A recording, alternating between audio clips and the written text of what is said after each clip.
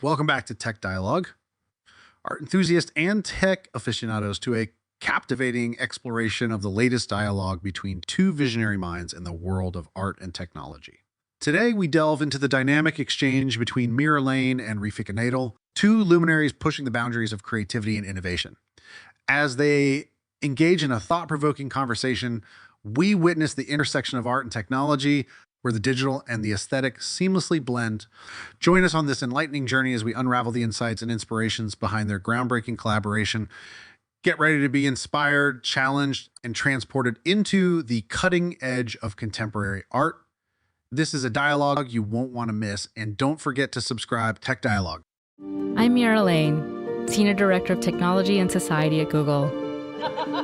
And today, I'm going to be talking to Refik Anadol, a trailblazing and world-renowned media artist whose stunning data visualizations have been featured in major museums and festivals all over the world.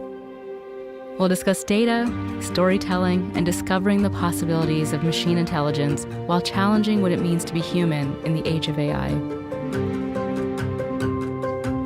Refik, thank you so much. It's lovely to talk to you. I think it's so important for us to have these types of dialogues with people in different fields, people with different types of experiences with AI, and especially trailblazers like you. And so I think what we're going to talk about today is really about creativity, the way AI is empowering it, some of the challenges we see, and maybe how we think about just the machine-human AI collaboration and what kind of opportunity that opens up. You're such a multidimensional artist. Tell me about your story. What inspires you?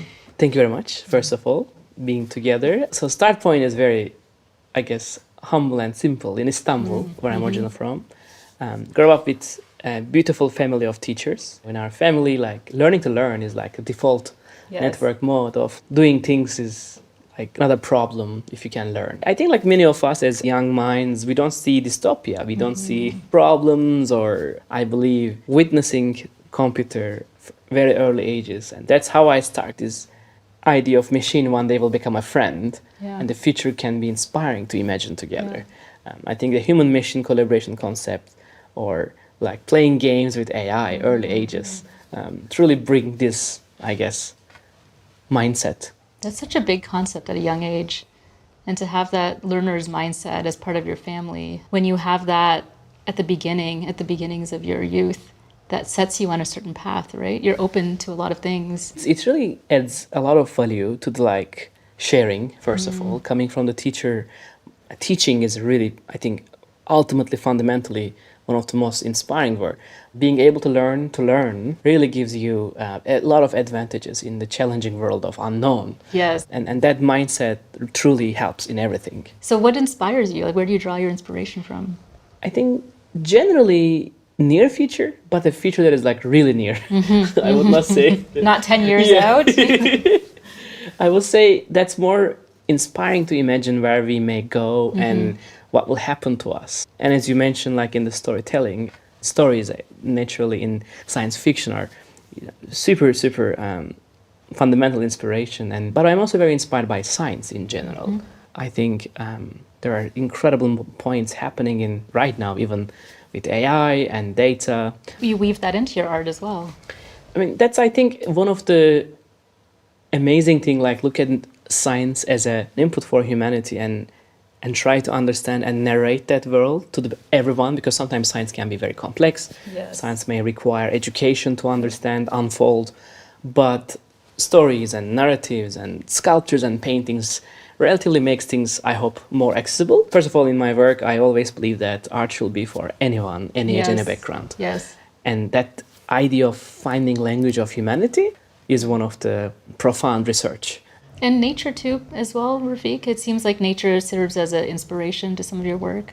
I believe nature for any of us living in this earth should be truly very important. Yeah. But to me, nature is a fundamental source of every inspiration. Nature is so, this wisdom time concept. I mean, the life of a tree, the wisdom over like that arc of a lifetime is probably very different than what you and I experience day to day. I mean, nature is always with us since the beginning of humanity, right? But maybe this is the challenge of technology. Sometimes technology created this illusion of like we are better than that. Actually, I think it's not. We would not exist without it. Yep. And I mean, this is such an important topic. Your work around coral reefs especially touches on this too, right? Yes. What are you hoping the message in that is for people? We have around now 400 million images of representing nature in some capacity. Amazing. When I say nature, like national parks, the Yeah. water, like reefs or Yeah. mountains, skies, clouds, like really flora, fauna, fungi, like really we really as a team try to like capture common themes for humanity.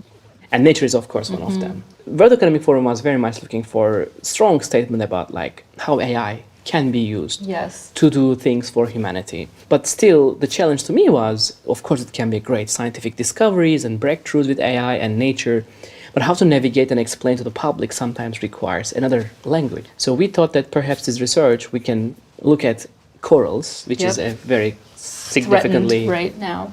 But what we tried is, can we reconstruct something we are losing? Can we use AI to reconstruct such an intricate, complex, and valuable forms of nature?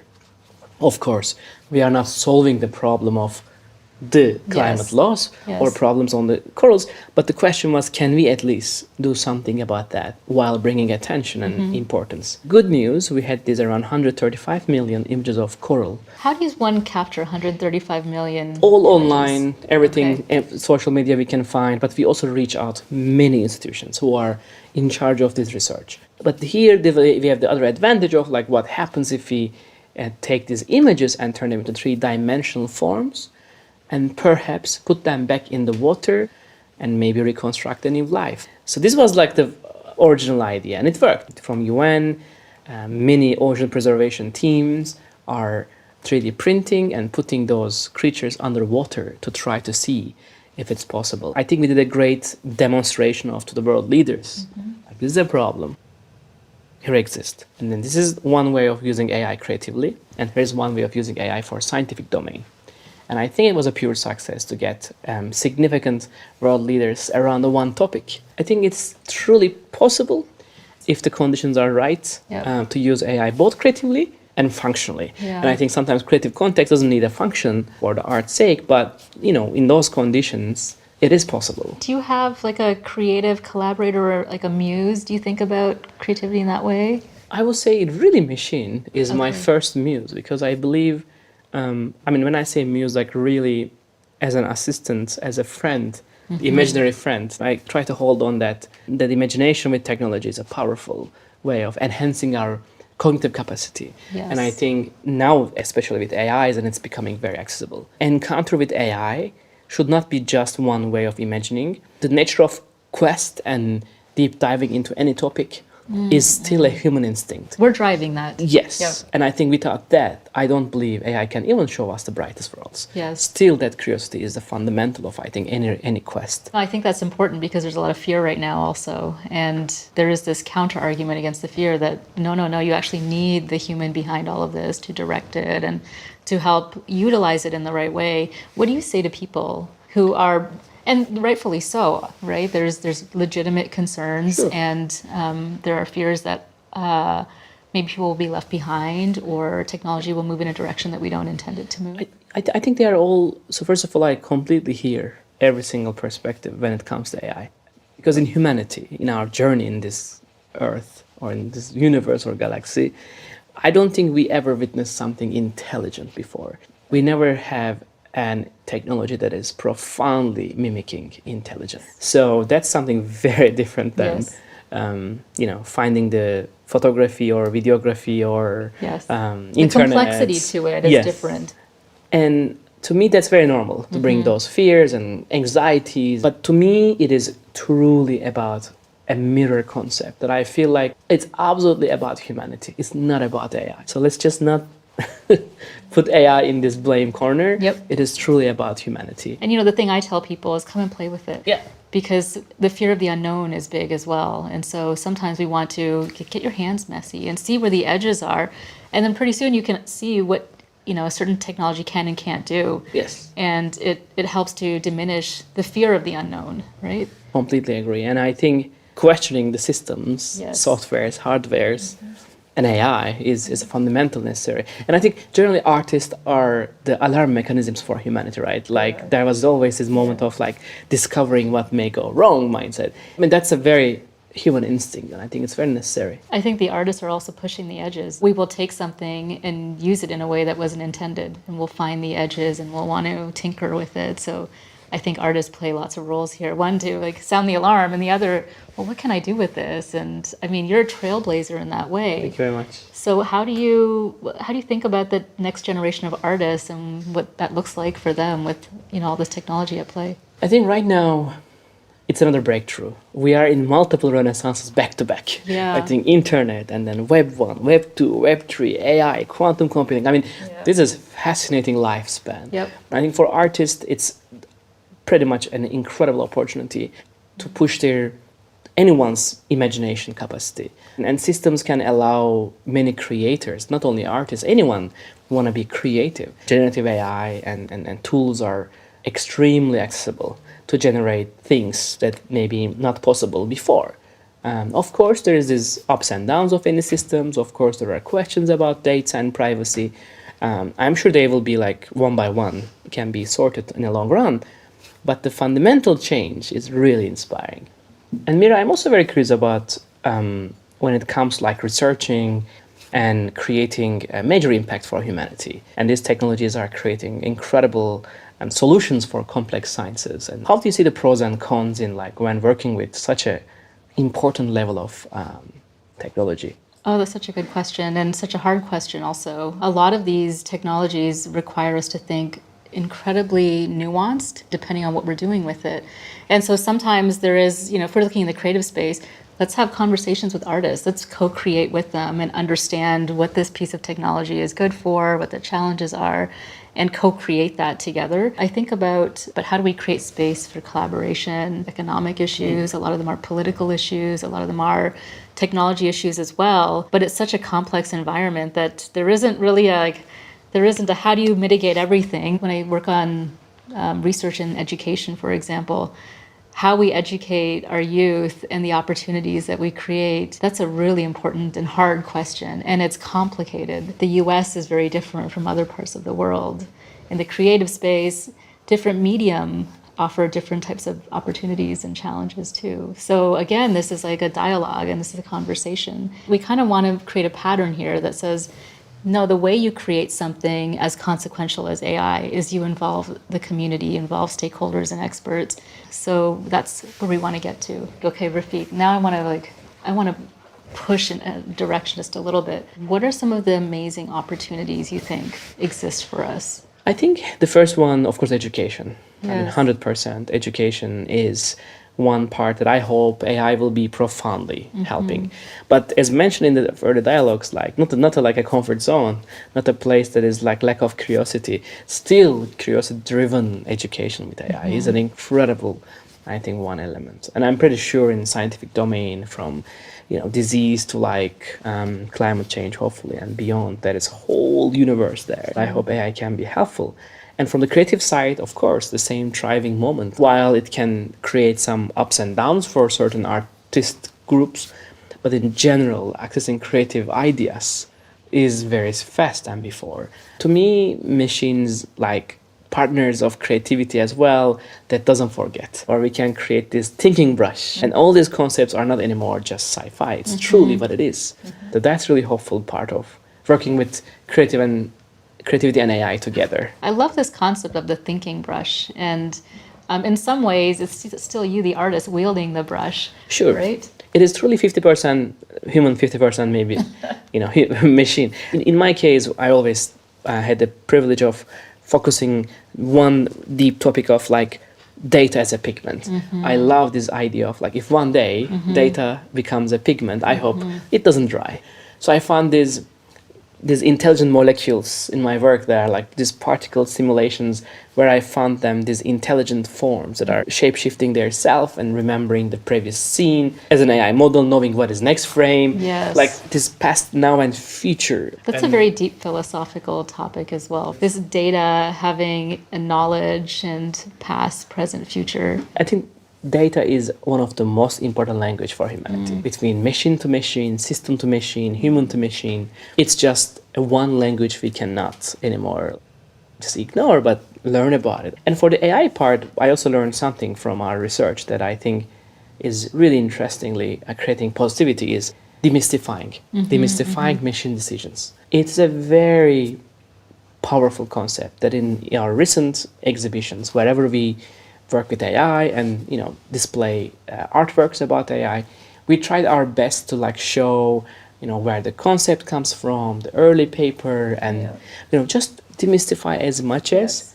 And our show at MoMA right now has a very significant positive impact. I think that is necessary to unlock the potential. Well, you also asked, well, how do we think about the impact? And demystifying is a big part of that, because as long as it is a black box, it will seem magical and it will seem very hard to understand. And as soon as we can look inside it, it loses that mystery that is actually not necessary in this space.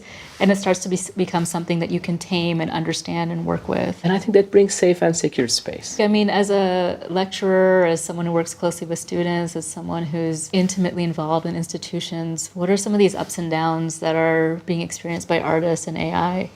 I think generally, as I mentioned, the first step is not just using the tool itself to say that the output is just the art. I do believe these tools are incredibly important to just unleash the creativity, but necessarily stop thinking about it. So, for example, in my class, when we do large language model experiments, the outputs is not just the answer. We always encourage anyone practicing with these tools to add one more layer on top of it. Do more with it. Exactly, it can be another painting, another algorithm, another thing that is truly human-machine collaboration. Of course, prompts are important. Of course, triggering the imagination is important. But it should not be just a one final shortcut to something that is profoundly art. I mean, AI is a very strong statement for humanity. It's a very powerful technology. I do believe still we need the education system to just keep these conversations much deeper, purposeful, and impactful. There's always this desire for humanity to be less, finding shortcuts and comfort zones.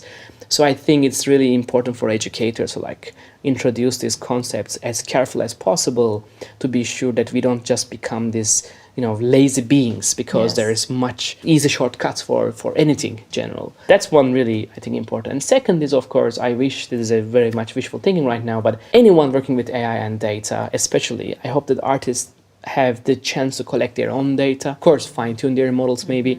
I think this will be necessary to really distinguish the true, novel, deep AI and artistic research. In my 7 years humble journey, we were able to train our own AI models for every single project, which separate things. It makes you create something that is beyond just taking a prompt and manipulating an image. I think the institutions need to mature and progress as well, because if they don't, I have this fear that some of these institutions may end up crumbling, and I think some of these narratives around machines replacing artists will be perpetuated, and so we have to kind of up-level everyone in some of these. I mean, for example, this is a very common question also, will we see a day that human-made things are not desirable? So to me, I don't know what you think about this, but I don't believe it's a near future scenario that I'll be very shocked that we give a value to something completely not made by humans. I do worry though, Refik, let me push back on this just a second, because if you look at handmade goods and what people are willing to pay for handmade goods versus mass-produced goods, people don't want to pay for things that require labor. We have to have that uncomfortable conversation too. Very true. Because, I, as a potter, I sometimes will build something. I don't typically sell my things. They're usually in a gallery or given away to people. But if someone does want to pay for it, I'm always surprised at how little they want to pay for things. And it's often compared to something that's mass-produced. The imperfections aren't valued. I think that there is a conversation that we have to have about the value of the craft that's done. Totally agree. The human craft. And I totally agree with this, and that's one of the reasons I do believe that there will be always this more value given to the things that are human-made.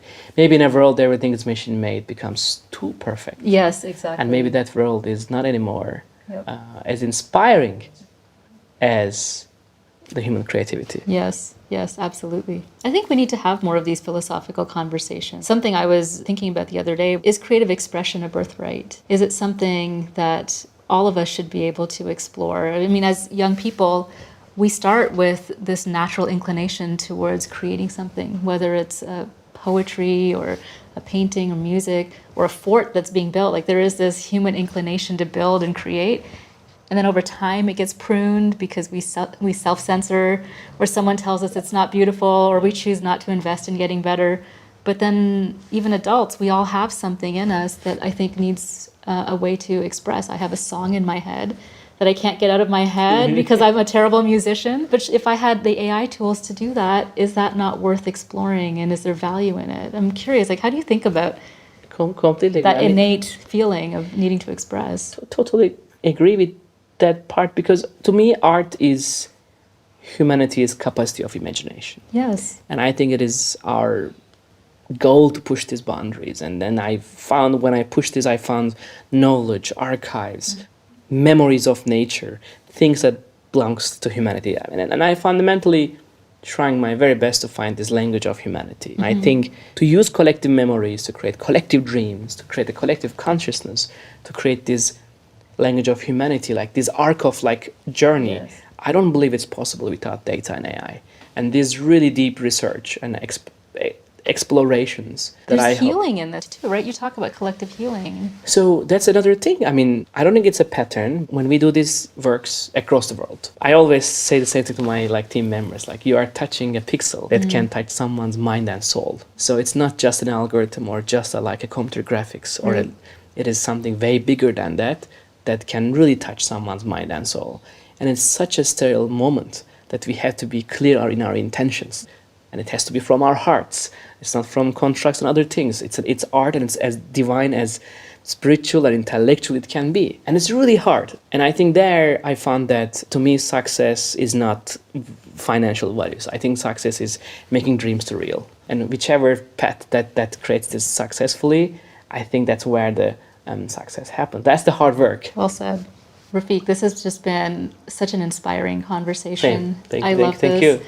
I remember the first time I experienced one of your installations. I was in the room all by myself. I don't know how I became so fortunate to be in that boxed little jewelry box space that you had created all by myself. It was a spiritual experience. And I think it takes a lot of intentionality and an enlightened soul to be able to take these new technologies and say, well, what can I do with this? And how can I open dialogue and conversation? So I'm very grateful for this conversation. I hope that this is one and many more to come. Thank you, and keep, trailblazing. Thank you very much. Thank you for wonderful support, collaborations, and pushing the boundaries. Thank you.